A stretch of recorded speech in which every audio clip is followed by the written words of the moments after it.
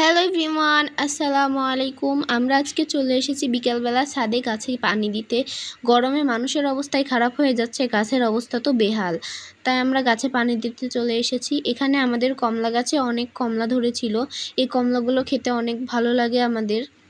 আর এই পাশে আমাদের ছাদে 2টা ড্রাগন ফল গাছ আছে। এই ড্রাগন ফল গাছেও আর কিছুদিন পর ড্রাগন ধরবে। তো আমরা এই ড্রাগন গাছে পানি দিতে এসেছিলাম। এখানে আমাদের একটি বড়ই গাছ আছে যেটা আমি কালকে লাগিয়েছি।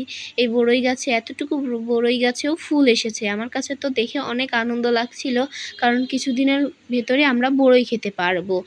তারপরে আমরা চলে আসি এই পাশে, আমাদের ছাদের এই পাশে পুঁই গাছ লাগানো হয়েছিল।